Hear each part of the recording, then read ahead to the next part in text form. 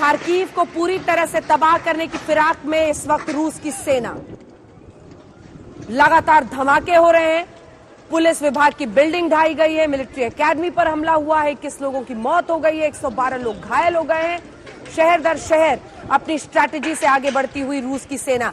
जल्दी से कर्नल नैन, आपका एक कमेंट इस पर। आप बिल्कुल ठीक कह रहे हैं अंजना जी। देखिए, हर तीसरा आदमी जो है यूक्रेन के अंदर वो रशियन भाषा बोलता है, और हर छठा आदमी यूक्रेन का जो है वो मूलभूत से रूस से आया हुआ है।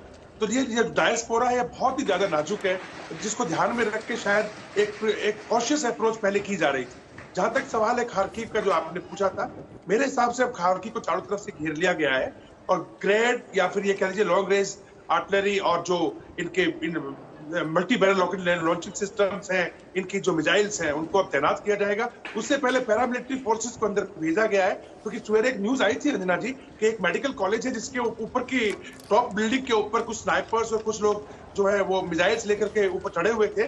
तो उसके ऊपर अटैक करने से पहले शायद इन बच्चों को वहां से बाहर निकाला गया, फिर वहां पे अटैक भी किया गया है।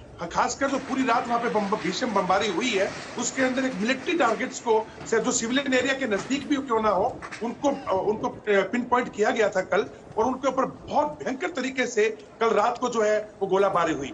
मैं सोचता हूँ कि जो अभी मीटिंग आज होनी है, सिर्फ उसका इंतजार है कि शायद जेलेंस्की को कोई समझ आ जाए, क्योंकि जेलेंस्की अपने आप तो स्टेप डाउन करने वाले हैं नहीं, जिस हिसाब से उन्होंने कल यूरोपियन यूनियन के अंदर अपना लेक्चर दिया था।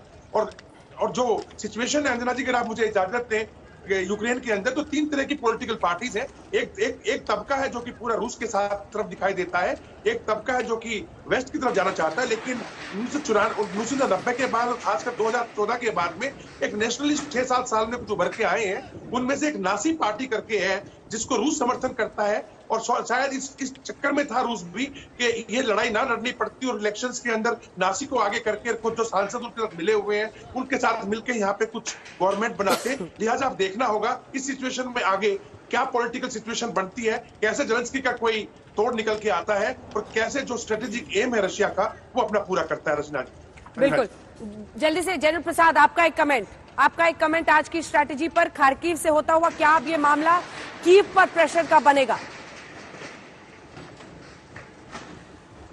ये बिल्कुल ठीक है, वहां भी होगा इसी तरीके से जहां यहाँ पर हो रहा है।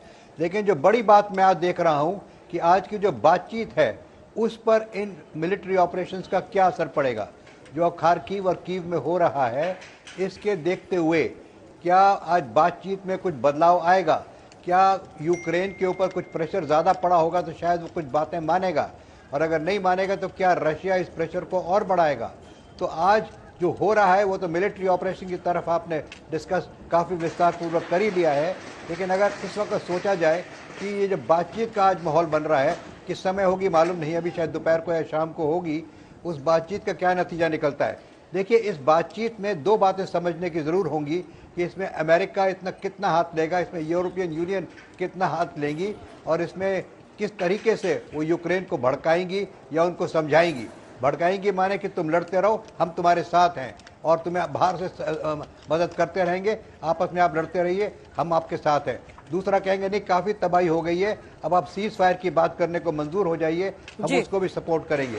तो आज देखने वाली जो मैं देख रहा हूँ, खास तौर से आज की जो एंड होगी, जो आज की शाम होगी, उसमें बातचीत पर मेरी निगाह ज्यादा है बनिस्बत इस मिलिट्री ऑपरेशंस के, क्योंकि ये मिलिट्री ऑपरेशन चल ही रहा है। क्या मैसेज आप उस बातचीत से, ठीक है जनरल प्रसाद, से बढ़ेगा वो तो डिपेंड करता है। जी जनरल प्रसाद, उम्मीद रख रहे हैं कि बातचीत से कुछ रास्ता निकलेगा। बीते दिन भी हमने कोशिशें की थी, जो वहां पर बेलारूस में बातचीत हो रही थी, सबको लग रहा था कि कुछ युद्ध विराम की नौबत आ सकती है, कुछ ऐसा हुआ नहीं। आज क्या उम्मीद रखें?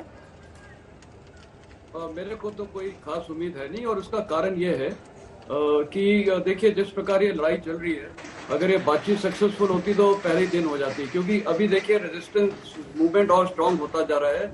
अभी ये मूवमेंट चलता रहेगा, ये गिवन शायद नहीं करेंगे। आम जनता मरने के लिए तैयार है। अपने अपने कई रिपोर्टर्स के जो उनके इंटरेक्शन सुने वहाँ के लोकल से, वो मरने के लिए तैयार है अपने देश के लिए, अपने वतन के लिए। मेरे ख्याल वो अपनी सेल्फ प्राइड और देश के प्रति जो उनका लगन है, मेरे ख्याल वो लड़ने के लिए तैयार है, मरने के लिए तैयार है। पर वो आत्मसमर्पण तो मेरे को नहीं लगता करेंगे, और बातचीत से भी नहीं तो ये तो पहले फिर गिवन कर देते बातचीत में। तो होप तो है खैर। सातवां दिन है, देखते हैं क्या निकलता है। जल्दी से सर, सिर्फ 2 लाइन। आज की बातचीत में हाँ। मेरे मुताबिक जब तक जेलेंस्की नीचे थोड़ा नहीं झुकता हाँ। और पूरा मुकाबला जो 1 to 1 कर रहा है पुतिन या रूस के साथ, उससे उसको झुकना पड़ेगा थोड़ा, फिर ही बातचीत आगे बढ़ेगी। ये नेटो भड़का रही है, उसको कठपुतली बनाया हुआ है और बर्बादी हो रही यूक्रेन की।